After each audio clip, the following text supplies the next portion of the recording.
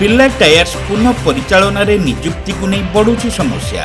स्थानीय बेकार युवक युवती को अग्राधिकार देवाकू युवनेता विक्रम पंडा दाबी।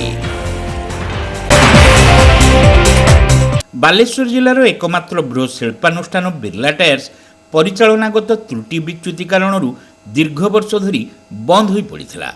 संप्रति एहार पुनरुद्धार और नूतन भाव परिचालना दायित्व यौथ उद्यम हाथ को नहीं डालमिया रिफैक्टरीज और हिमाद्री केमिकल्स। एही क्रम नूतन परिचालना कर्तृपक्ष पक्षर कारखाना खोलिबा नहीं उपक्रम स्वरूप मरामती कार्य आरंभ होईछि। आगामी दिन में कारखाना उत्पादन आरंभ हेबो। एथिपाई नूतन नियुक्तिर संभावना मध्य सृष्टि होईछि। मात्र घर न पोषण चाल बाजिबा भली किछि निर्वाचित प्रतिनिधि माने निजस्व राजनैतिक अभिलाष चरितार्थ उद्देश्य कंपानी उपरे लोलुप दृष्टि पकाइछन्ति बोली युवनेता विक्रम पंडा आयोजित एक सांबादिक सम्मेलन में आरोप उठाइछन्ति। बहु आंदोलन अनशन धारणा और प्रतिवाद पर बंद पड़िथिबा कारखाना एबे खोलिबाकू जाउछि। तेबे कारखाना रे आवश्यकता थिबा पदवी मध्यरु 80% रे बालेश्वर जिलार बेकार युवक युवती को नियुक्ति देबा पई श्री पंडा दाबी उठाइछन्ति। एहा सहित पूर्वर बिर्ला टायर्स रे कार्यरत कर्मचारी युक्तियुक्त दाबी को मध्य नूतन कर्तृपक्ष ग्रहण करने उपरे से गुरुत्व आरोप करिसेंति। एहा उपरे उचित पदक्षेप नियानगले बालेश्वरवासी हक हासिल पई गणतांत्रिक उपाय एक बड़ आंदोलन सूत्रपात हेबो बोली श्री पंडा चेतावनी दैछन्ति।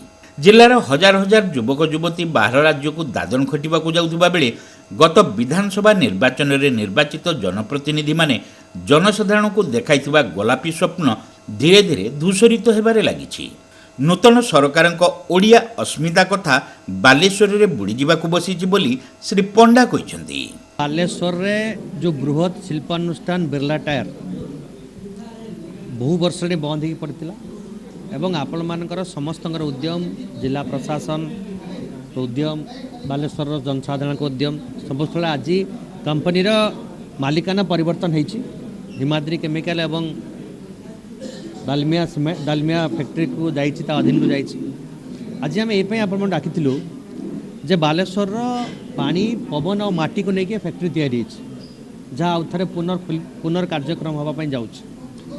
तेणु जो निजुक्ति प्रक्रिया आरंभ हम किछि मास भितर सेतबले बालेश्वर जो युवक युवती माने दादन खटिबापी विभिन्न राज्य को जाउछन्ति तांको अटकेबापी एवं 6 मास तले नुआ सरकार गठन होइछि ओडिया अस्मिता कथा कहिकी।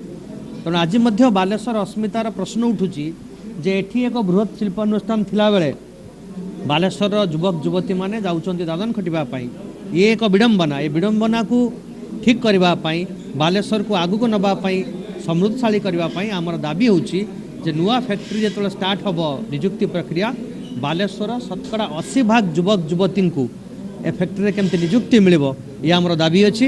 एवं ता सहित जो माने बसिचंती मासे हेलानी फैक्ट्री सामने लो लो देइचंती फैक्ट्री पई तांकर दाबी को मध्य मानवीय दृष्टिकोण देखा जाऊ जी युक्तियुक्त दाबी अच्छी ताकू मध्य ग्रहण करा जाऊ। ये कार्यक्रम जदि न हुए एवं विशेषकर 80% युवक युवती को जदि निजुक्ति न मिले मु आपण मानक मध्य हुए कंपनी कर्तृपक्ष और जिला प्रशासन को चेतवाई चाहूँगी जे बालेश्वर अस्मिता पुनर्प्रतिष्ठा लगी एक बड़ आंदोलन हम गणतांत्रिक उपाय शांतिपूर्ण उपाय आपण समस्त तार मुख साक्षी रही। अन्य मानक मध्य चित्तरंजन नायक प्रवीर खटुआ तपन कुमार नायक रघुनाथ माझी मायाधर जेना प्रमुख एही सांबादिक सम्मेलन में उपस्थित थिले। शेष सुशांत रणा धन्यवाद देते।